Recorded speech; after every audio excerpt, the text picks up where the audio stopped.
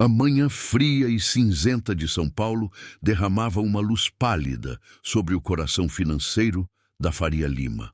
Ali, entre os gigantes de aço e vidro que arranhavam o céu, o contraste da cidade era uma ferida aberta. A rampa de saída do estacionamento de um imponente edifício corporativo servia de palco para o encontro de dois mundos que raramente se tocavam. De um lado, o luxo silencioso e asséptico do poder, onde o tempo era medido em milhões de reais por minuto. Do outro, a realidade crua da sobrevivência, marcada pelo cheiro de fumaça e pelo som distante do trânsito caótico. O ar carregava a promessa de negócios fechados e fortunas multiplicadas, mas também a indiferença gélida de uma metrópole que não tem tempo para quem fica para trás, uma pressa que esmaga os mais lentos sob suas rodas. Nesse cenário de opostos, Glacindo da Silva, um senhor de 65 anos, travava sua batalha diária. Seu corpo, encurvado sob o peso dos anos e do trabalho, empurrava um carrinho de recicláveis sobrecarregado pela rampa íngreme. Cada passo era um esforço monumental. Os músculos de suas pernas tremiam e o suor frio brotava em sua testa, apesar da baixa temperatura. As rodas de ferro do carrinho protestavam com um rangido agudo, escorregando no concreto liso a cada impulso. Seu rosto, profundamente marcado pelo sol e pelas preocupações, era um mapa de uma vida inteira de luta, mas seus olhos, embora cansados, guardavam uma dignidade que nenhuma dificuldade conseguia apagar. Ele era invisível para a maioria, apenas mais um elemento da paisagem urbana que as pessoas aprendem a ignorar. Foi então que o silêncio do esforço de Glacindo foi rasgado pelo rugido agressivo de um motor potente. Uma Ferrari vermelha, reluzente como uma gota de sangue no asfalto cinza, surgiu na boca da rampa. Ao volante, Fábio Cardoso, um CEO bilionário de 38 anos, envolto em um terno italiano impecável e na aura de quem conquistou o mundo. Naquele exato instante, uma das rodas do carrinho de Glacindo cedeu, e a pesada estrutura escorregou para trás, com um som áspero de metal arranhando o cimento. O velho catador desequilibrou-se, quase caindo. Por um segundo que pareceu uma eternidade, seus olhos encontraram os de Fábio através do para-brisa. Naquele olhar de exaustão e resiliência, Fábio não viu um estranho, mas o fantasma de seu próprio pai, um trabalhador braçal que ele não via há anos. O motor da Ferrari foi cortado abruptamente. O silêncio que se seguiu foi mais pesado e ensurdecedor do que qualquer ruído. Para Fábio, o mundo ao redor desapareceu. As reuniões, as metas trimestrais, o valor das ações, tudo se dissolveu em um zumbido sem importância. A imagem daquele senhor, tão frágil e ao mesmo tempo tão forte, atingiu-o como um soco no estômago, quebrando a armadura de indiferença que ele levou anos para construir. O piloto automático que governava sua vida foi desligado de forma violenta e irrevogável. Pela primeira vez em muito tempo, ele não era o CEO, o gigante da tecnologia, o homem de sucesso. Era apenas o filho de um homem que, um dia, também empurrou o peso do mundo com as próprias mãos calejadas. Com a porta do carro aberta, o ar frio da manhã pareceu cortar a atmosfera climatizada e estéril da Ferrari.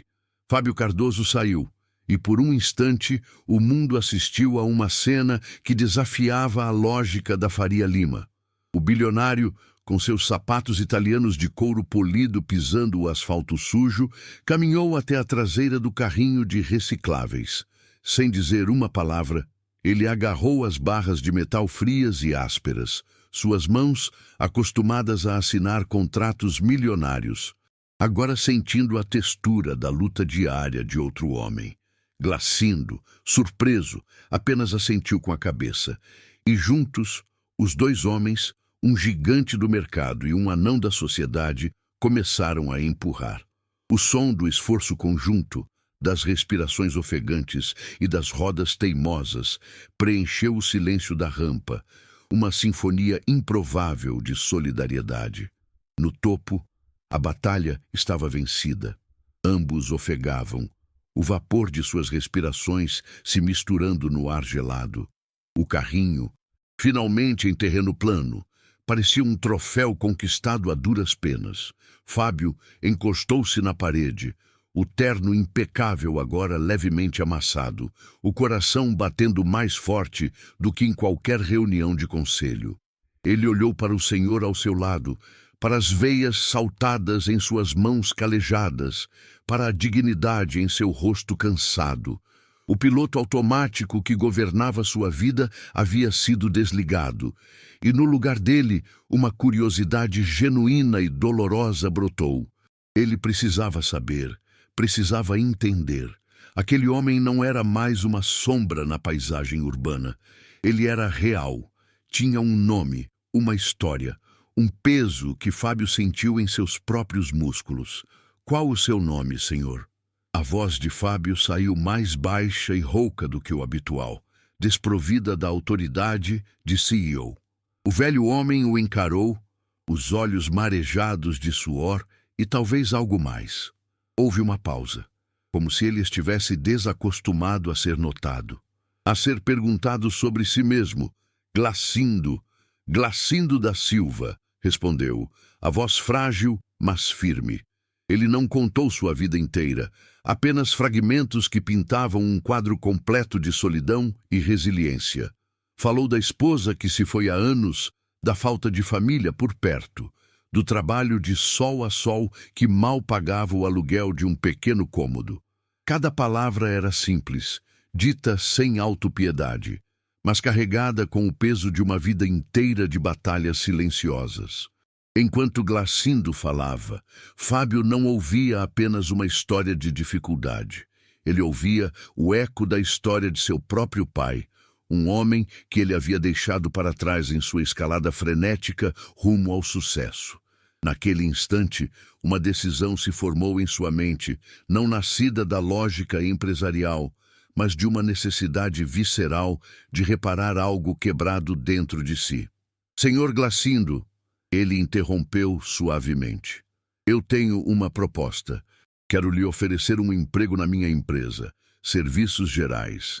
Carteira assinada, salário digno, um lugar para morar, um recomeço. As palavras saíram de sua boca antes que seu cérebro cínico pudesse processá-las. Um ato de pura e desesperada redenção pessoal. Glacindo ficou em silêncio, o queixo tremendo levemente. Seus olhos examinaram o rosto de Fábio, procurando por algum sinal de zombaria, de um truque cruel. Ele viveu o suficiente para saber que o mundo raramente oferecia gentileza sem um preço. Mas no olhar daquele homem rico, ele não viu pena. Viu algo que se parecia com dor, com reconhecimento.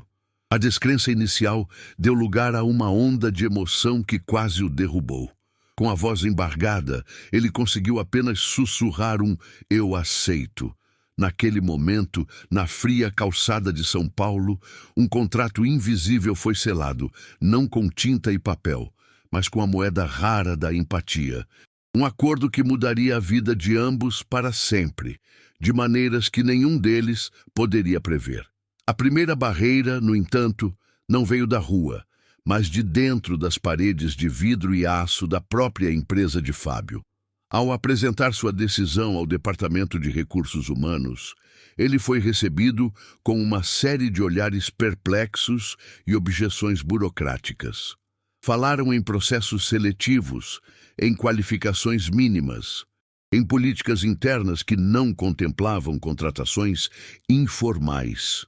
A história de Glacindo foi reduzida a um formulário sem as caixas certas marcadas. A humanidade do gesto de Fábio colidiu frontalmente com a frieza impessoal dos protocolos corporativos, e ele percebeu que ajudar seria mais difícil do que imaginava. É em momentos assim que a gente percebe o quanto uma boa intenção pode ser esmagada por regras frias. Se histórias como essa tocam você, Considere se inscrever para que a gente possa continuar trazendo esses relatos. O atrito não se limitou ao RH. Durante um almoço com seus sócios, a notícia se espalhou como um vírus. Os comentários eram velados, mas afiados, disfarçados de preocupação estratégica. Fábio, você tem certeza? Qual a mensagem que isso passa para o mercado? Perguntou um diretor. Outro, com um sorriso cínico, acrescentou. Desde quando viramos uma instituição de caridade? Achei que nosso foco era em tecnologia, não em assistência social. Eles viam a decisão não como um ato de compaixão, mas como uma excentricidade perigosa, uma fraqueza emocional que poderia comprometer a imagem de líder implacável que Fábio havia construído com tanto esforço. A pressão para que ele voltasse atrás era sutil, mas constante, como uma água que goteja e ameaça erodir a rocha de sua convicção. À noite, sozinho em sua cobertura com vista para a cidade que havia conquistado, as dúvidas começaram a assombrá-lo. As vozes de seus colegas ecoavam no silêncio luxuoso de seu apartamento. Seria aquilo apenas um gesto impulsivo para aliviar a culpa que sentia em relação ao seu pai? Estaria ele projetando em Glacindo uma necessidade de perdão que ele mesmo não conseguia alcançar? O mundo que ele habitava era governado pela lógica, pelos dados, pelos resultados. Emoção era uma variável a ser controlada, não uma bússola para guiar decisões. Pela primeira vez em anos, Fábio se sentiu vulnerável, perdido entre o homem que se tornou e o menino humilde que um dia foi, temendo que sua tentativa de redenção fosse, na verdade, um grande e tolo erro. Para Glacindo, os primeiros dias na empresa foram como aprender a respirar debaixo d'água. O ambiente era um universo estranho e asséptico, tão diferente das ruas que ele conhecia. Os pisos brilhavam tanto que ele tinha medo de sujá-los. As pessoas passavam por ele em silêncio, os olhos fixos em telas de celulares, falando em uma linguagem de negócios que ele não compreendia. Ele se sentia um fantasma de outro mundo, um peixe fora d'água. Em sua ânsia de fazer tudo certo, seus movimentos eram desajeitados. Um dia, ao tentar servir café para si mesmo na copa, ele se atrapalhou com a máquina moderna e derramou a bebida quente no chão imaculado, sentindo os olhares de reprovação queimarem suas costas. O pequeno acidente com o café foi o suficiente para alimentar o preconceito que já existia de forma latente. Os cochichos nos corredores se tornaram mais audíveis. É aquele senhor que o chefe tirou da rua, dizia um. Não sei o que ele está fazendo aqui, não tem o perfil, comentava outro.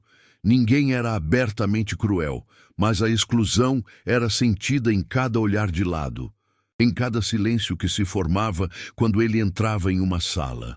Glacindo, que enfrentou a dureza das ruas com a cabeça erguida, sentia sua dignidade ser minada por 1000 pequenos cortes de indiferença e desprezo.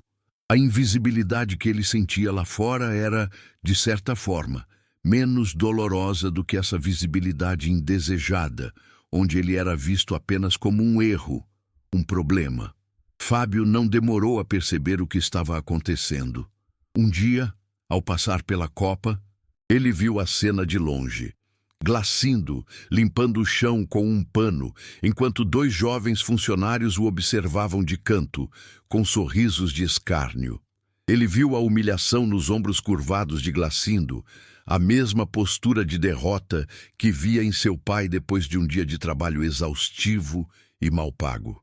Naquele momento, toda a sua dúvida se evaporou, substituída por uma fúria fria e uma clareza absoluta. Aquilo não era mais sobre ele ou sua culpa. Era sobre a dignidade de um homem bom sendo esmagada pelo cinismo de um sistema que ele mesmo havia ajudado a criar. Ver a dignidade de um homem ser testada daquela forma é algo que mexe com a gente. É por isso que contamos essas histórias. E sua inscrição no canal nos dá a força para não parar. No dia seguinte, Fábio tomou uma atitude. Ele não deu uma bronca pública, nem emitiu um memorando. Seu movimento foi mais sutil e muito mais poderoso. Na hora do almoço, ele caminhou até o refeitório, pegou uma bandeja e, passando por mesas onde se sentavam gerentes e diretores, foi se sentar à mesa onde Glacindo comia sozinho num canto. A conversa foi simples, sobre o tempo, sobre o trabalho, mas o ato em si, o CEO bilionário dividindo uma refeição com o funcionário dos serviços gerais, ecoou por todo o prédio com a força de um trovão. Foi uma declaração silenciosa, mas inequívoca. Glacindo não estava sozinho. Ele era parte da empresa. Ele era um deles. E, mais importante, ele estava sob a proteção de Fábio. O palco para a transformação de Fábio Cardoso não foi uma rampa de estacionamento, mas uma sala de reuniões no 30º andar, onde o ar-condicionado gélido parecia congelar qualquer resquício de calor humano. Diante de um grupo de investidores de semblantes impassíveis, ele discorria sobre projeções de crescimento e inovações disruptivas, sua voz ressoando com a confiança de quem domina o universo dos números. Foi então que, durante uma pausa para perguntas, um dos diretores, um homem de sorriso polido e olhar cínico, fez um comentário em tom de piada interna. Fábio, talvez devêssemos incluir em nosso relatório de riscos essa nova política de contratação sentimental. Um riso baixo e constrangido percorreu a mesa. Um som que, para Fábio, foi mais alto e ofensivo do que qualquer alarme de incêndio, pois zombava não de uma decisão de negócios, mas do resgate de sua própria humanidade. Um silêncio pesado caiu sobre a sala.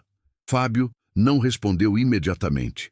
Ele permaneceu imóvel por um instante, o controle remoto da apresentação em sua mão. Os investidores se entreolharam, confusos com a quebra súbita de protocolo. Então, com uma calma que assustou a todos, ele se virou para seu notebook. Com 2 cliques secos, a tela gigante atrás dele mudou. O gráfico de barras, que prometia lucros exponenciais, desapareceu, substituído por uma fotografia antiga, em preto e branco, de um homem de roupas simples, com as mãos calejadas apoiadas em uma pá e um olhar de exaustão e dignidade que Fábio conhecia muito bem. A imagem desbotada, tão fora de lugar naquele ambiente de luxo corporativo, era um soco visual, uma pergunta silenciosa que pairava no ar, exigindo uma resposta que ia muito além das finanças. A voz de Fábio, quando voltou a falar, era diferente, firme, mas desprovida da arrogância habitual, carregada de uma vulnerabilidade que ninguém naquela sala jamais presenciara. "Este homem é meu pai", disse ele, apontando para a foto. Ele passou a vida inteira quebrando as costas em trabalhos que o mundo dos negócios considera insignificantes, para que eu pudesse estar aqui hoje, vestindo este terno. Ele fez uma pausa, deixando o peso da confissão assentar. "Esta empresa não vale nada se a nossa tecnologia de ponta nos desconectar da humanidade mais básica. O Sr. Glacindo, a quem o diretor se referiu, não é um projeto de caridade. Ele é a bússola moral que esta empresa, e principalmente eu, havíamos perdido. Ele nos lembra de onde viemos e do valor do trabalho honesto." A reunião terminou em um silêncio atordoado. Ninguém ousou fazer mais perguntas. O diretor que fizera o comentário estava pálido, encolhido em sua cadeira de couro. Fábio não sentiu triunfo, apenas um profundo alívio, como se tivesse removido um peso que carregava há décadas. Mais tarde, já no final do expediente, enquanto olhava a cidade se acender através da janela de seu escritório, ouviu uma batida suave em sua porta. Era Glacindo. Ele entrou devagar, segurando seu boné com as 2 mãos, o rosto vincado por uma emoção que lutava para conter. Ele não sabia dos detalhes da reunião, mas a notícia de que o chefe havia defendido sua contratação de forma tão veemente havia se espalhado pelos corredores como fogo, transformando os cochichos de desprezo em murmúrios de respeito. Glacindo parou em frente à mesa de Fábio, os olhos marejados fixos nos do bilionário. Ele engoliu em seco, buscando as palavras certas, palavras que pudessem carregar o peso de sua gratidão. Doutor Fábio, começou ele, a voz embargada, mas clara como cristal. Eu ouvi o que o senhor fez por mim. Eu só queria dizer, o senhor não me deu só um emprego, o senhor me devolveu o nome. A simplicidade daquela frase atingiu Fábio com uma força avassaladora, mais poderosa que qualquer acordo multimilionário que já fechara. Ele se levantou, contornou a mesa e, olhando nos olhos daquele homem que o salvara de si mesmo, respondeu com a mais pura verdade que já havia dito em sua vida. E o Senhor, seu Glacindo, me devolveu a alma. Os meses que se seguiram transformaram o ambiente da empresa de uma forma que nenhuma consultoria de gestão jamais conseguiria. O gesto de Fábio, consolidado por sua defesa pública, dissolveu a névoa de cinismo que pairava nos corredores. Glacindo da Silva, o homem que antes era visto como um erro de percurso, tornou-se uma espécie de lenda silenciosa. Sua ética de trabalho impecável e sua gentileza desarmante conquistaram o respeito de todos, desde a equipe de limpeza até os executivos do alto escalão. Ele não demorou a ser promovido, passando a liderar uma pequena equipe de serviços gerais, onde ensinava não apenas as tarefas do dia a dia, mas também lições de dignidade e perseverança que não constavam em nenhum manual. Suas mãos calejadas, que antes empurravam o peso da sobrevivência, agora guiavam outros em um caminho de recomeço, provando que o verdadeiro valor de uma pessoa nunca está em seu currículo. Inspirado pela transformação que testemunhou, Fábio canalizou sua energia implacável para uma nova missão. Ele criou a Fundação Recomeço, um braço social da empresa dedicado a contratar pessoas em situação de vulnerabilidade, oferecendo não apenas um emprego, mas um plano de carreira, treinamento e suporte psicológico. O que começou como um ato de redenção pessoal tornou-se a nova alma da corporação. A produtividade aumentou, a rotatividade de funcionários diminuiu, e a empresa passou a ser reconhecida não apenas por sua inovação tecnológica, mas por seu capital humano. Fábio descobriu que investir em pessoas era o melhor negócio que já havia feito, um investimento cujo retorno não se media em gráficos de lucro, mas nos olhares de esperança e nos futuros reconstruídos que agora floresciam dentro das paredes de seu império. A mudança mais profunda, no entanto, ocorreu longe das salas de reunião. Em um fim de semana ensolarado, Fábio dirigiu por horas até a pequena cidade onde seu pai ainda vivia. Não houve discursos grandiosos ou pedidos de perdão dramáticos. Em vez disso, houve um longo abraço, um silêncio carregado de anos de palavras não ditas e a simplicidade de passarem a tarde consertando uma cerca velha no quintal. Ao sentir a madeira áspera sob seus dedos, ao lado das mãos enrugadas de seu pai, Fábio finalmente entendeu. O sucesso não era a cobertura com vista para a cidade, nem o nome na lista dos mais ricos. Sucesso era aquilo: a paz de estar em casa, a reconexão com suas raízes e a certeza de que o homem mais forte que ele já conheceu não era um CEO, mas o trabalhador que lhe ensinou o valor de ter as mãos sujas de terra. 2 anos depois, a rampa do estacionamento voltou a ser palco de uma cena familiar, mas com novos protagonistas. Um jovem diretor, apressado para uma reunião, viu um rapaz com dificuldades para empurrar um carrinho de entregas. Sem hesitar, ele parou seu carro elétrico, desceu e ofereceu ajuda. A cultura da indiferença havia sido quebrada, substituída por uma corrente de empatia que se espalhava como um legado invisível. Fábio e Glacindo, agora amigos que tomavam café juntos na copa, observavam a cena da janela, sorrindo. Eles haviam provado que um único gesto pode reescrever destinos e transformar o concreto frio da cidade em um solo fértil para a esperança. Histórias como a de Fábio e Glacindo nos lembram do poder que temos. Se você também acredita nisso, sua inscrição é o que nos permite continuar a contá-las, garantindo que mais sementes de empatia sejam plantadas.